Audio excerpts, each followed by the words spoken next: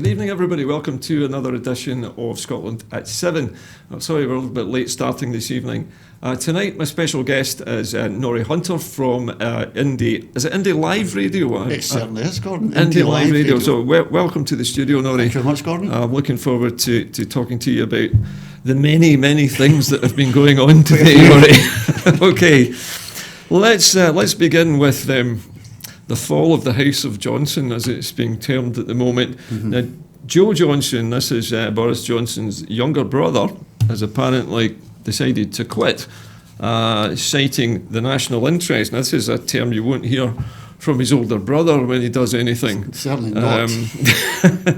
But according to Mr. Johnson's young brother here, Joe, his departure comes after it was announced in July that he would be returning to his previous position as the Minister of State within the Department for Education and the Department for Business, Energy and Industrial Strategy. Now, he's actually quite a large portfolio of things that this relatively young man is actually responsible for. However, he said that he couldn't continue with this unresolvable tension between his family loyalty and the national interest. Family loyalty? Well, many politicians leave politics and cite family reasons for leaving. This is one guy says he's citing family reasons for getting away from his brother. You know, it's incredible. I heard Boris Johnson earlier today saying that families are all split up and down the country with Brexit, but this is going to harm him after 4 defeats in the Commons, and now this. He's looking a bedraggled fella. It's bitterly ironic, actually, that after all these claims of the divisiveness of Brexit and how it is splitting up families, across the UK, that it's now even splitting the Prime Minister's family up as well. And not only that, but splitting up 2 brothers who are both politicians, both ministers in the same government, who disagree so bitterly over this that one of them can no longer stay. Yeah. It's remarkable. You couldn't write this in a book, Gordon. You had the theatre of Westminster is, people stand up and go, wow, a guy's walked across the chamber from the Tories to the Liberal Democrats, as if that's a big thing. It is a big thing. But with this Brexit thing, it's been normalised. Things that wouldn't normally happen in politics are starting, the cracks are beginning to appear. And the tensions are there for everybody because, Boris Johnson thought, he'll go the different way from Theresa May. He'll try and get support from the ERG, the European Research Group, because they wouldn't back Theresa May's deal. But when he did, he lost 20 of his own. At least Theresa May didn't lose any, but he lost 20 of his own party, who he deselected for not agreeing with him. It seems to have. He basically sacked some of the best known, most experienced ministers that the Conservative Party has, including, you can't get any grander than Ken Clarke and Nicholas Soames. Winston Churchill's grandson turfed out of the Tory party by a British Tory Prime Minister. It's incredible. It is incredible. And, somebody was saying, well, don't you feel sorry for those 20 MPs losing their place in the Conservative Party? I say, no, don't. They're still the people that voted for austerity and universal credit and all these obscene policies. So have I got much sympathy for the 20 that lost or were deselected? Nah, it's of your own making. And most of them, I suppose, have had most of them have had long careers in Westminster, and plenty of time to feed at the trough, as they say, of Westminster. I'm sure they've not come out of it worse off. No, that's for sure, Gordon. Now, also in this, I'm reading 2 different articles here, actually, one from Reuters, another by another major news source, and it says here, as the United Kingdom spins towards an election, Brexit remains up in the air more than 3 years after Britain's voted to leave the bloc in the 2016 referendum, and the options ranged from a turbulent no-deal exit to abandoning the whole endeavour. It sounds like we've slid all the way back down the snake after climbing all of these ladders. We're back to That's a the good beginning. Analogy. That's a great analogy, snakes and ladders, up and all the way down again. To be honest, I can't see 17.5 million of a vote being overturned. I can't see that at all. So I think Brexit will happen. I think most people are predicting that it probably will Yeah. still. It might even strengthen Boris's hand actually to have a general election. Yes, indeed it would, because if you can rely on the Brexit Party to back him up on this. Well, if they throw down their rifles that have been given by Nigel Farage Yes. and his famous "I'll take up a rifle" That's right, comment, khaki and, trousers, yeah. and take off their coats and go and join the Tories again, then yeah, Boris has got a ready-made, no deal Brexit army waiting for him. Yeah, and of course, don't forget that Jeremy Corbyn's doing really badly in the polls as well. And Swinson hasn't had that. She's got a lot of people come and join the party, but they're ex-Tories. Yes. So I don't think they're that far ahead. So I think Also, I don't think there's very much between Joe Swinson and the Tories in terms of their ideology. No. In fact, Joe Swinson's probably closer to a Tory than any Lib Dem I've ever seen. You couldn't get a fag paper between their policies, Gordon. It's, And I know. I mean, she's my MP. to my discomfort, Yes, unfortunately. Okay.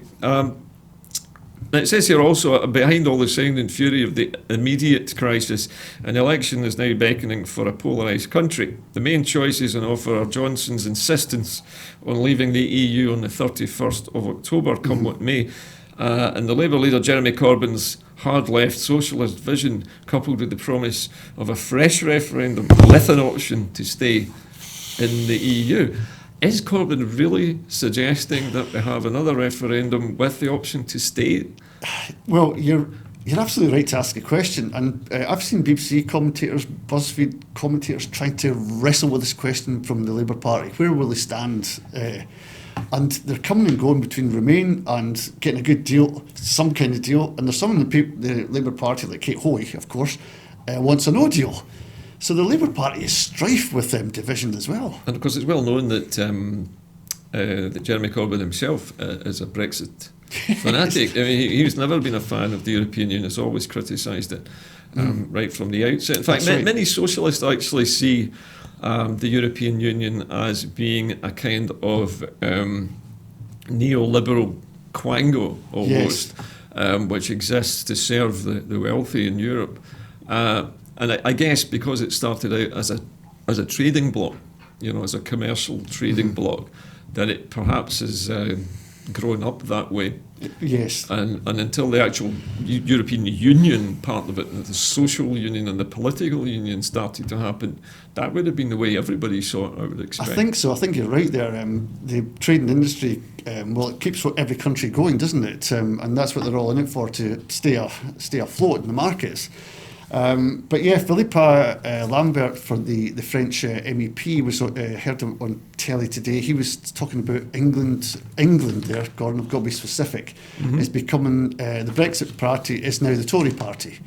And they become, this is a French politician. And he said that if you've got an English nationalist party, it's very hard to deal with them. And he swore, he says, no chance, I won't use what he said, but he says, when asked if there had been any work towards the Northern Ireland stopgap, he says, not a thing. But Boris Johnson said there'd been extensive discussions. He goes, no, two people having a cup of coffee in Brussels doesn't constitute. Yes, I think I saw the same interview. Yeah. And he used very strong language, as I recall as well, that this particular senior MEP was quite adamant that nothing had happened at all. Yeah, and there was a German politician came out and said, if Boris Johnson does not come up with a solution to the Irish backstop, he will get a hard deal. And then there I thought, is that really what Boris Johnson's driving at? He doesn't need to come up with a solution to Northern Ireland. Because he's no intentions of carrying it out. Yeah. And, if you go over to Northern Ireland just now, I seen another programme where a guy was being interviewed, and he was the sole survivor of an IRA shooting, 16 people on a minibus, and he was the one that survived. He goes, for the last 20, 30 years of the peace process, the new Good Friday Agreement, he says, it hasn't been perfect, but there's been peace. And my kids can grow up without covering their ears looking for bombs. We don't have to put the sofa against the window to stop shrapnel coming through. It's good. We just cannot return to that. And it begs the question, does Boris Johnson really know what he's doing? I think the other question is, does he really care what happens elsewhere in the United Kingdom? He doesn't seem bothered Well, about here's what the thing, happens in Gordon. Ireland, Well, here's or the thing. Scotland for that matter, Oh no. or anywhere else other than the southeast of England. You know, they done a poll within the Conservative Party. Is Brexit Dog's breakfast. Is Brexit a price worth paying if you lose Scotland? 60-odd% says yeah. Losing Yeah. Ireland. They The only don't- thing that wasn't worth having was Jeremy Corbyn as Prime Minister. Yes, they would rather lose Scotland and Ireland than Yeah. have Jeremy Corbyn ruling England, apparently. There's another piece to this jigsaw puzzle today, which is the response of the SNP actually to all of this. And of course, Nicola Sturgeon was on her feet in Holyrood today, getting told into Jackson Carlo, who, to be fair to him, is pretty useless as a leader of the opposition. I mean, he Absolutely really, I just find him amateurish and childish in the extreme. Yeah. And I think Nicola Sturgeon actually pretty much accused him of that. But she said here, and I'm quoting Nicola Sturgeon here, if Boris Johnson's own brother can't tolerate his government, why should Scotland be expected to? Yes, and you'll be hearing a lot more of this mantra, Yeah. Gordon. It's gonna be And she's also saying that this decision is the worrying reality for the people of Scotland, that as Boris Johnson's authority disintegrates, the only people continuing to grovel at his feet are the 13 Scottish Tories Yeah. who have just scuttled in there like, I can't rats believe from this. well, not rats from a sinking ship, but very stupid rats jumping onto a sinking Indeed. ship. And, if there is a general election, it's forecast that they're all going to lose their seats. Maybe they're hoping Boris will find him a job in the City of London or something. Well, Ross Thompson's definitely hoping for that.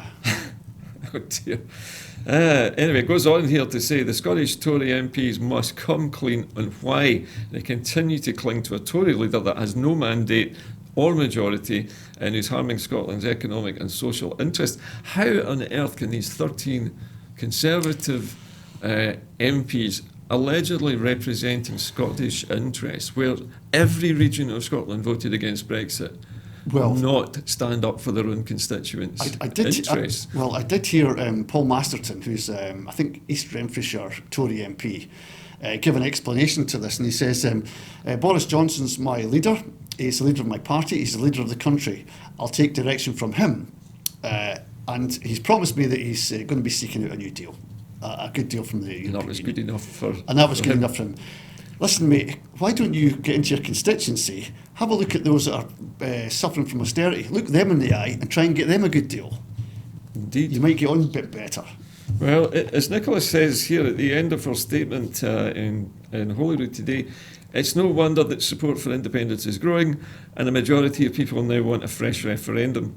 It's clearer than ever that the only way to properly protect the interests of Scotland is by becoming an independent European nation, where we can make our own arrangements with the European Union as we see fit. Well, that makes sense, doesn't it? I mean, I notice, I don't know if you've noticed, there's a nuance in what she says here, that becoming an independent European nation, she's not saying a member of the European Union anymore, it's now a European nation. There's a hint there, I think, that we would remain part of Europe, but it's not specified what that relationship might be. But, I think for freedom of movement, for a start, Scotland badly Definitely. needs that. I think being in the European Union trumps everything else, just to have that. Plus the customs union, I mean, in order to simply do business Absolutely. without a lot of border hold-ups, I Yes. really don't know. I mean, Theresa May, if she had not put all these red lines all over the place, we would have had a deal 3 years ago. Well, here's the thing, Gordon. If they'd listened to Nicola Sturgeon, who came up with proposals to that bill that couldn't get through the House of Commons, she might have got it through. Yep. If you say, well, look, you need the SNP votes, because it was, I can't remember at the time, it was quite a large margin. But if you put, if you take off one of the red lines, if you take off is freedom of movement, you're going to get 30 odd MPs supporting you. Yep. But of course, in England, it's a different matter. Foreigners are a big problem.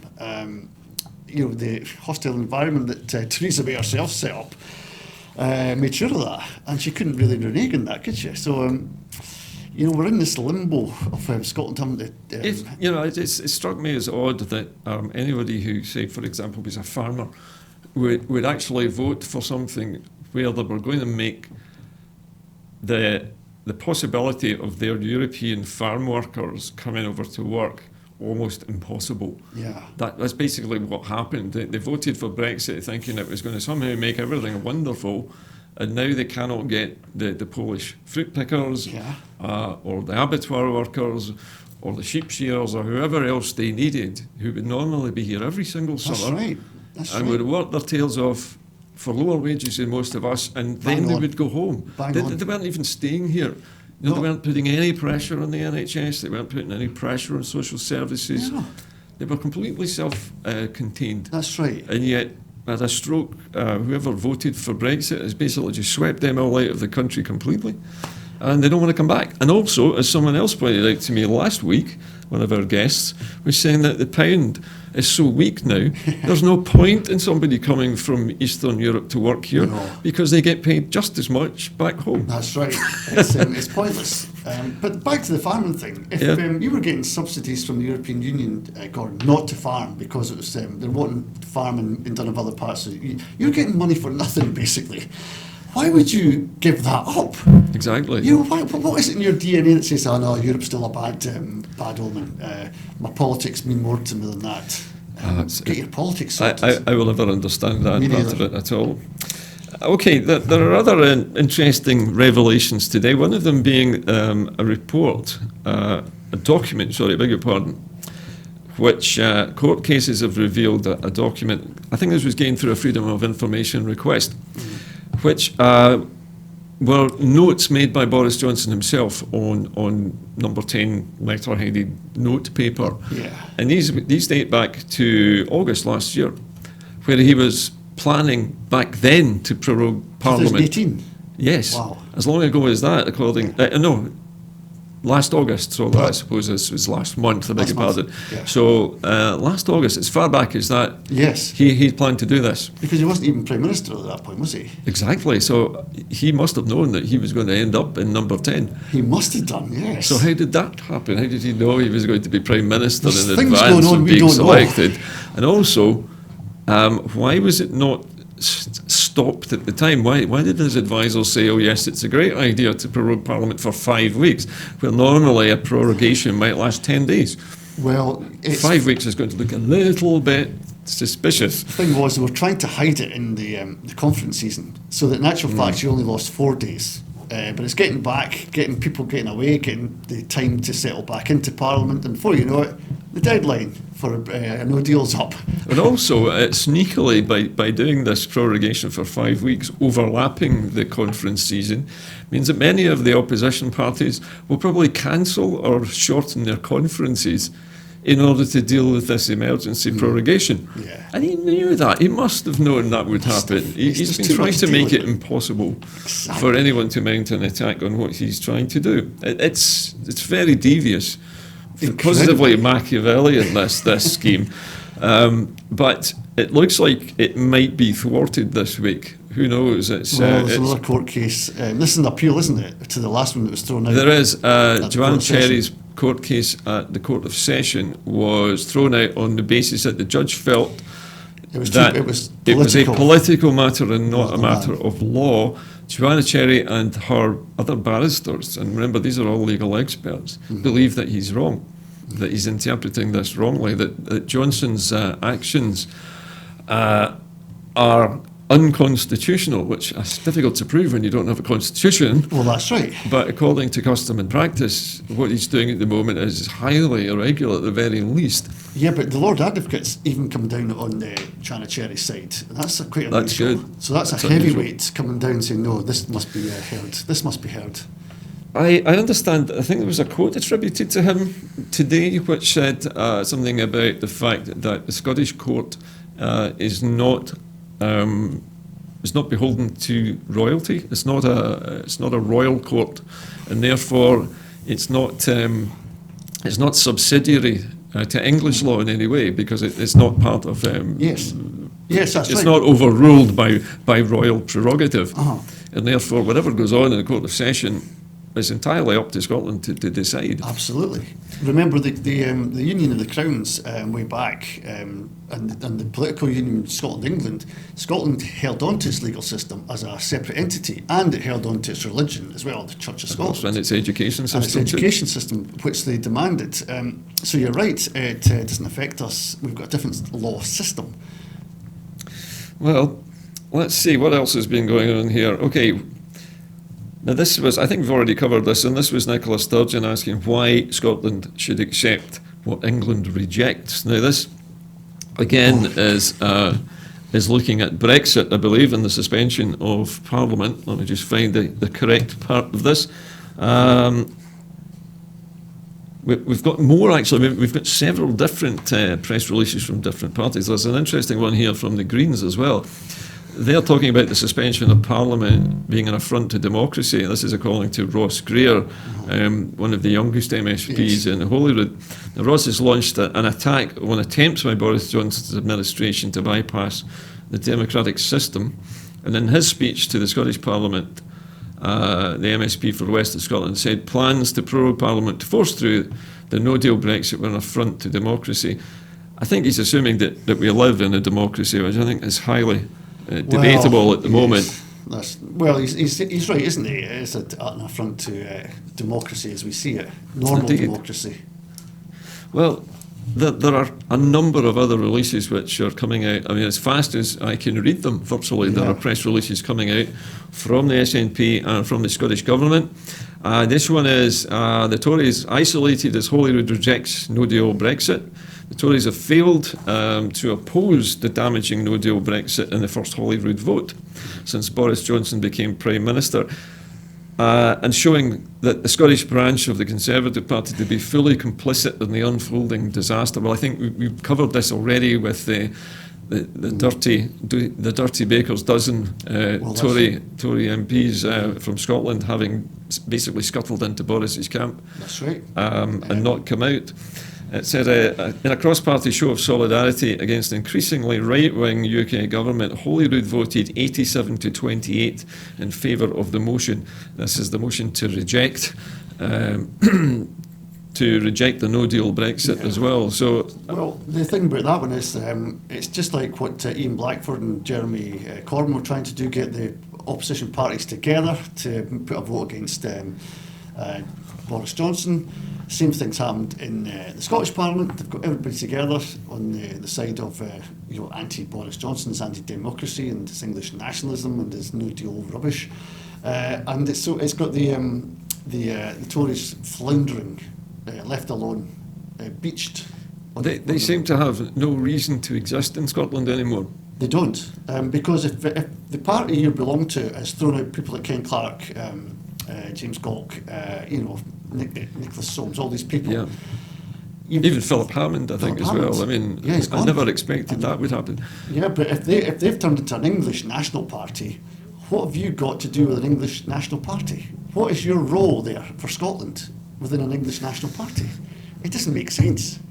But, I don't know about you, I have not heard a single one of these 13 MPs speak up for Scottish constituents at all in any of this in Westminster. Absolutely. They've been completely silent. Yes, because they didn't. Now, I'm also just picking up another press release here. Now, this also comes from the Scottish National Party, and this is a demand, really. The Tories must live up to their devolution promise on vital EU funds. Now this one, I know we were talking about this earlier on before the show started. So the Tory party had promised that the funds that would be lost due to leaving the European Union, I'm assuming these would be payments made to farmers and other people who depended on payouts. Crofters relied on these subsidies. And the Tory party had said that, of course, they would provide replacement for this. Nothing so far. Absolutely nothing from Sajid Javid on this front either in his spending plans. Nope. In a debate today, led by the SNP MP Drew Hendry, the Minister of State for Local Growth promised that the UK government will fully respect the devolution settlement in respect of the UK's shared prosperity fund. And this is after sustained pressure from the SNP. Shared Prosperity Fund, did you say? That's what the UK is calling it, the Shared Prosperity Fund. You can sugarcoat it in any way you It's like. basically Scotland's money that they're not giving us, Aye. basically, is it not? That's right. Okay, so the SNP has been calling for clarity on what will replace Scotland's vital EU funds since the EU referendum, and the Tories have repeatedly failed to answer this, leaving all these communities and charities in limbo and unable to plan for the future. Correct. They don't know what they're working with anymore. That's right. Many crofters will find it almost impossible to survive if they don't do something. Even crofters, even landowners, farmers, it's not just the funding that came from the European Union. As we mentioned earlier, it's the labour force that was coming over. Yeah. They've lost them as well. They're losing the subsidies. We all know about the European subsidies for farmers because that's the way the European market worked. When they're taken away, what was it called? This brilliant fund they've got, I can't remember what it was called. What, this one, the Shared Prosperity Fund? Aye, I mean, Sorry, I'm still laughing I at that. want to see on paper if that matches exactly what the European Union gave to us in benefits and subsidies for the whole of Scotland, and does it match up? Let's have a look at that. Well, the European Union has a thing called the Conference of Peripheral Maritime Regions. That's a great way of saying countries that basically on islands or in the sea. They revealed that Scotland would lose out on over 840 million euros of EU funding if there is no post-Brexit replacement. That's a lot. 840 million pounds. I'm assuming that's per year. Yeah. It's not going to be a one-off payment. No, that's what you need to keep the farms going. Now, Drew Henry MP says that after pressure from the SNP, the Tories have finally conceded that they will respect devolution when it comes to replacing Scotland's vital EU funds, and they will be judged on their actions and not the cheap words.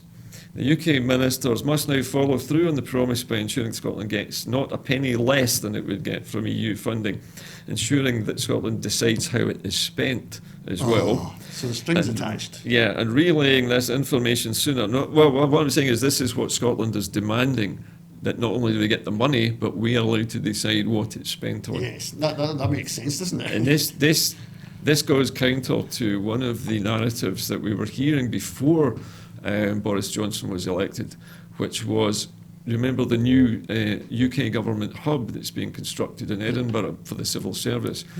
Well, they were talking about feeding funding directly to the recipients and basically going over the heads of Parliament in Edinburgh to do so.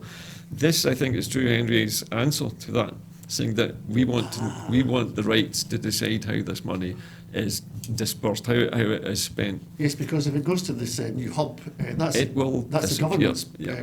place in Scotland. Could be spent on pencil sharpeners or biscuits for all we know when it goes on there. Right. So Exactly. We don't know what it's not accountable to the no, voters. this is it. And Drew's gone on to say it's disgraceful that 3 years on we're still none the wiser about the so-called UK Shared Prosperity Fund and the Scottish communities and charities that are still in limbo because of the reckless handling of Brexit. Time and again, we see a tale of two governments, Scottish Government actively working to make people's lives better, and Westminster intent on leaving them worse off and in the dark. It seems like it's almost a deliberate policy of scorched earth up here at the moment. Indeed.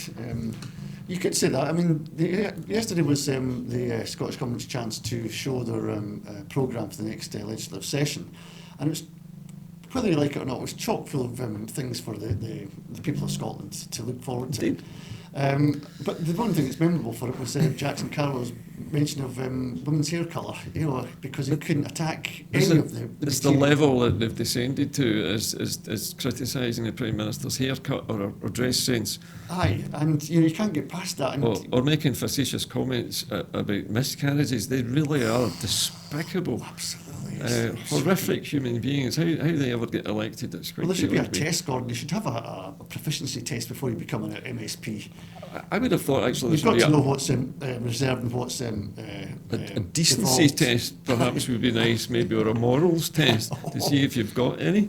Now, to return to horrible old Brexit again for a minute, the UK has announced that it's going to confirm the no-deal Brexit tariff schedules shortly, according to Michael Gove. The British government will confirm shortly what changes it wishes to make, if any, to the tariff schedules that would apply under a no-deal Brexit, according to Senior Minister Michael Gove. Asked by Parliamentary Committee whether the previously announced schedules were still the current policy, Mr Gove said, "They're not the final word. We will be confirming shortly what alterations, if any, will take place, but there is a bias towards keeping things as they are." I think that's code for saying we haven't a clue, we're just going to Yes. leave it as it is, suck it and see.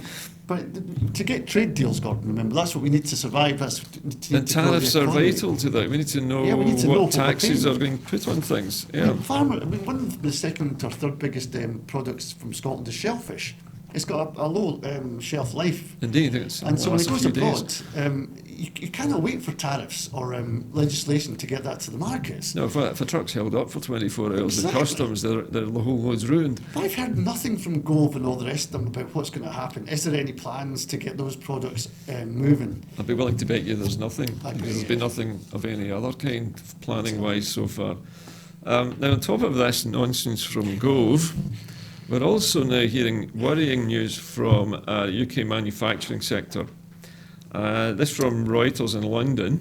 British manufacturing is locked into a nosedive as orders and investment dry up due to the global slowdown and the Brexit crisis. And I'm also assuming that it will not have. Sorry, I was going to say it'll not be something to do with the value of the pound either, but it probably will. Probably. Because the low value of the pound will make it very difficult for British manufacturers to afford to buy raw materials from That's abroad. Domestic new orders have declined in the third quarter for the first time in 3 years, while export orders growth has weakened despite the recent fall in the exchange rate, according to Make UK and the Accountants, BDO. The survey was the latest to suggest the world's fifth biggest economy, I think we should put that in inverted commas now, Yes. is in danger of entering recession. It is actually circling the drain at the moment, I think, Aye.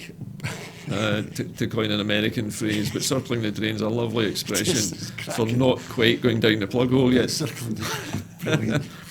On current trends, the economy and the manufacturing sector in particular looks headed towards a very challenging winter. That's also very mild language, basically meaning it's going to be terrible. Mm-hmm. Make UK Chief Economist Seamus Nevin and the BDO Head of Manufacturing was telling us this at a joint statement. An IHS Market and CIPS survey published on Monday showed British manufacturing activity, which accounts for 10% of the overall economy, that would be the whole UK economy, contracted last month at the fastest rate in 7 years. So, I mean, it's just shrinking so Well, rapidly. at the These moment. warnings have been there for a long, long time, Gordon. The credit rating of the British pound and business itself has gone plummeting down.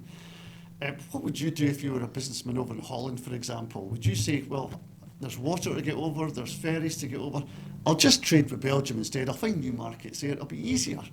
And that's what a lot of European companies are doing. They're going, see Britain, nah, not anymore. All these taxes and forms to fill out. Aye, You you put that on top of travel and cost and all the rest of it. What's the cost of putting up the truck driver for the night while they check out his load and Well- weigh bills, and there's not to mention all the traffic queues and the other chaos. But we'll get a nice blue passport from it all, don't worry. Well, that's terrific. Yeah, Yeah. I'm looking forward to getting mine. Okay. Also, it says ominously the companies are cutting back on investment in transport equipment, factory machinery, and IT, just at the point on the economic cycle when spending would normally increase. Just before the winter, they would normally That's right. spend, and it's not happening. The manufacturing-heavy East Midlands region of England has suffered the sharpest fall in manufacturing output and orders in the third quarter. So even the heart of England's manufacturing sector in the Midlands is being hit hard. And of course, the car industry is located there as well. Yep. And I understand that Tata Steel in Port Talbot is to close in Wales with the loss of 350 jobs. It just seems to get worse and worse and worse. I don't remember But- this number of job losses and closures since the 1980s. Yeah, but who gets blamed for all this? Who's complicit in stirring up the blame game here? It's the British government and the British media. Well, they're saying trying to that blame Europe for to being blame Europe. intransigent. Exactly. For their own political gains and their own financial gains, it has to be said. Well, talking of Europe, this brings us to our next item here tonight, which is that Europe buys 50% of all Scottish goods. So, we're bucking the trend. Yeah, I mean, 50% of all our export goods are going to the European Union. So, a no-deal Brexit, or in fact any kind of Brexit, is going to hit that 50% of Scottish goods going abroad. It's going to destroy it. It is. It's. I mean, you know, and I know. I don't know if you've ever been involved in manufacturing, but manufacturing industry is at the bottom of the food chain when it comes to making money. Yeah. Because if you manufacture something here, and then you sell it, then there's got to be an agent to sell it abroad, and then there's probably going to be a wholesaler and then a retailer before it gets to the customer. Right. They make a fortune, Yeah. but they demand the lowest price possible from the manufacturer, and that, in a no-deal Brexit, is not going to be possible No. because the price for manufacturing is going to climb, and that's going to make it very, very uncompetitive, especially in European markets where there just aren't the same pressures. No. And on that mention, Gordon, milk producers in Scotland go through the same process to get we've got problems with the phone. There we go. Milk producers in Scotland are at the same problem as manufacturers because they get a low price for their product, and at the end state, the beginning stage, they've got a farm, they've got all the overheads of a farm, market, sellers, traders, something like that. And then when it gets into the shops, it's sold for the lowest price you can imagine, and about 5 pence out of every pint or 2 pints goes back to the. And of course, this is also partly, I mean, to be fair, it's partly the fault of the consumers because we've been so used to low food prices for so many years. We expect these prices to be super low when we go to the supermarket. Well, But that's true. we have to consider.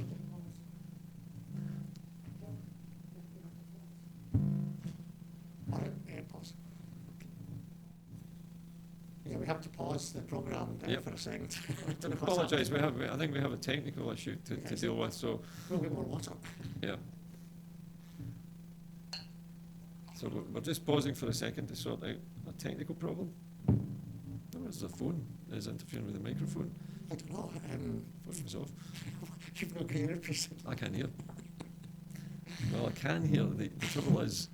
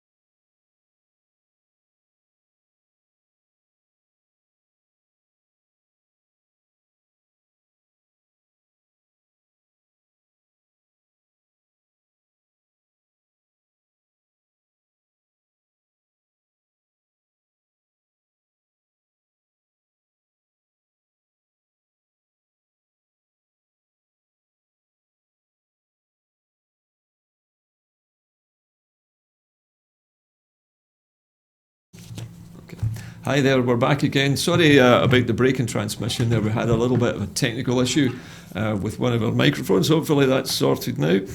Anyway, we're going back to the story we were talking about a few minutes ago there, Norrie, and that was the manufacturing industries of the UK being stuck in this nosedive now. Yes. As a result of, well, Brexit uncertainty, but also I think Brexit certainty too now. The certainty of tariffs being applied to British or Scottish goods, especially when we're half of what Scotland manufactures is going to Europe now. Well, it's good for the Scottish economy that we're putting out 50% of our Scottish goods still to Europe. So there's still a marketplace there for the stuff we make. Now, you'll know if you're in manufacturing, Gordon, for instance, satellite systems in Scotland. Scotland's the leading component maker of these things.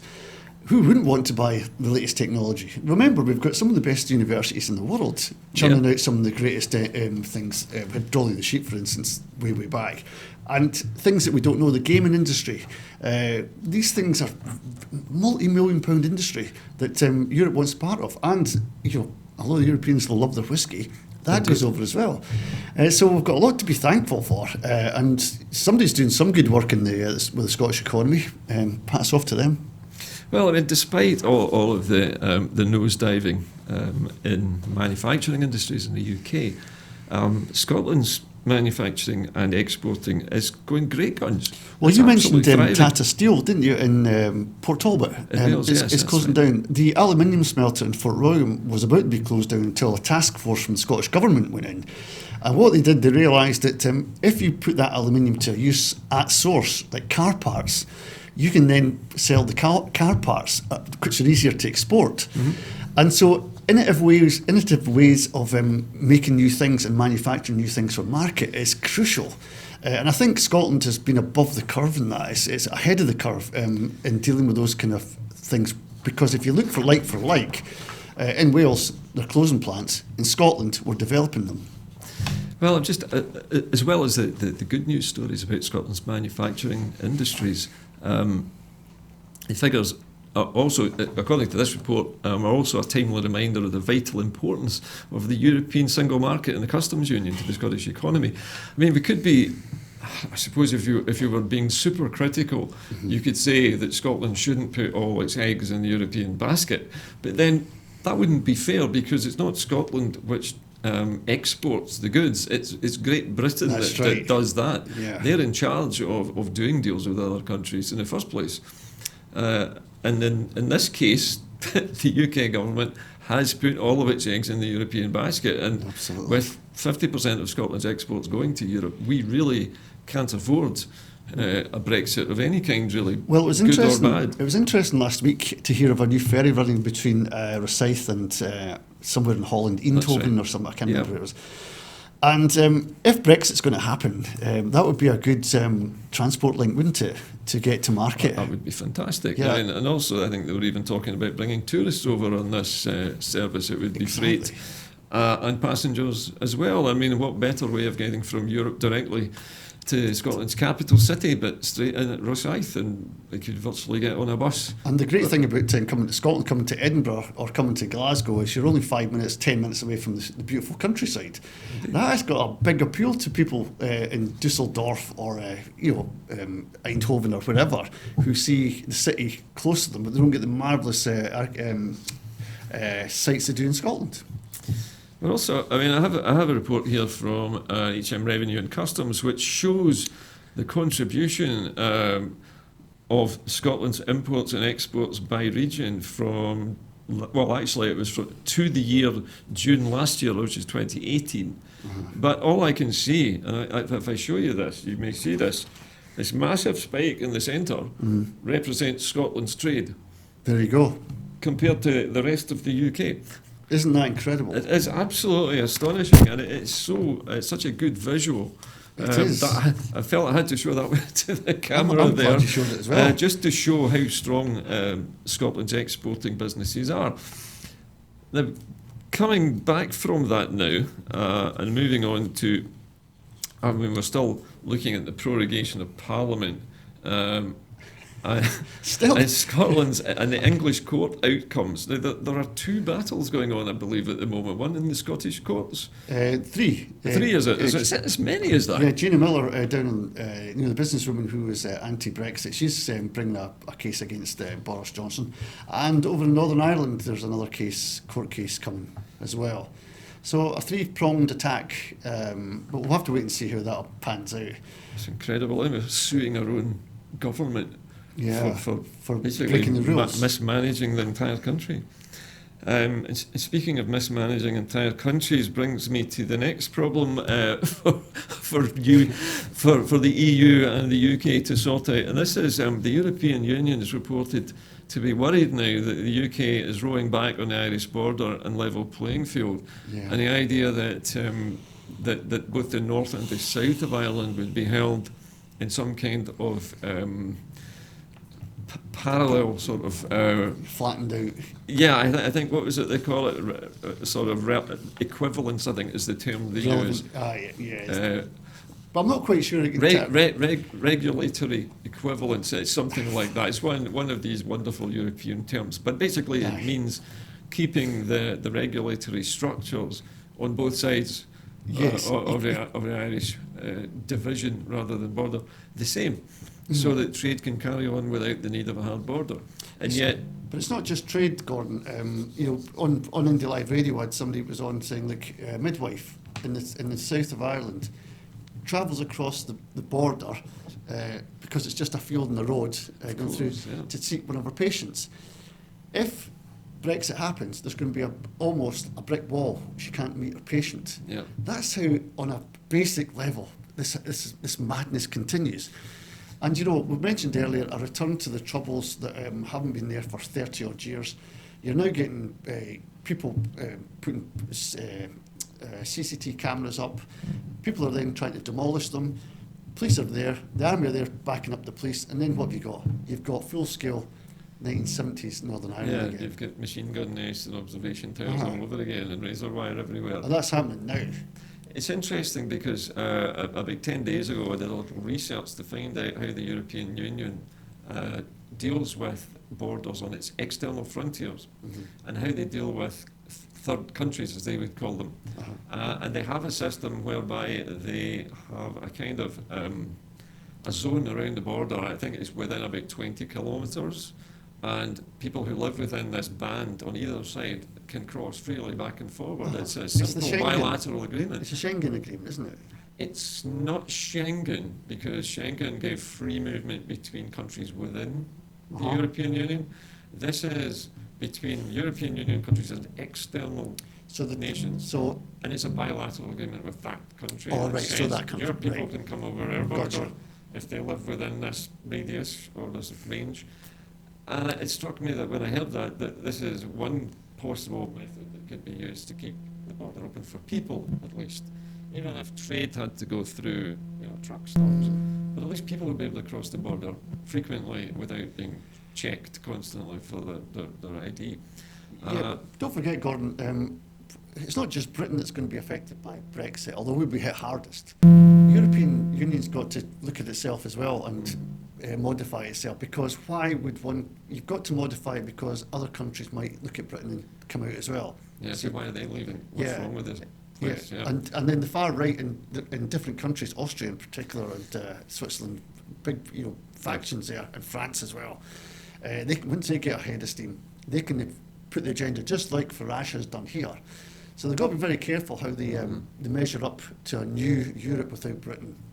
Well, I hope that this doesn't happen, but the fact that the European Union is worrying about it is indicative of how seriously they're taking this now. I'm going to quote a little bit here from diplomats. These are unnamed diplomats that are saying these things. It says the Brits have an unrealistic belief that everything will be miraculously solved at the summit. In other words, when they go to see the Council of Nations, the European Union's Council, that somehow or other this will all just magically disappear. They're talking about the backstop in Ireland. Yep. They're very, very concerned. All Europeans are, and no wonder. You do not want to return to the abysmal situation where two communities were fighting against each other over borders. At least with borders, now with Boris Johnson, he has not got a plan. He has no plan at all. Okay. And we said before, if he doesn't have a plan, the Germans will give you a no deal anyway. Okay. Listen, thanks very much for being here tonight. We're going to have to cut the show short a little bit tonight. We're having severe technical problems with our sound. So I'm sorry, folks, to cut short on the broadcast this evening. We will be back again on Monday with a fresh show. Hopefully we'll have sorted out these technical difficulties. As usual, please, if you can, please become a member of our group, which supports Broadcasting Scotland. It does cost a fair amount of money to produce these shows, and the contact details on your screen now. But anyway, from all of us here tonight, and hopefully we'll get our technical problems sorted for you for next week. Very good night. Good night.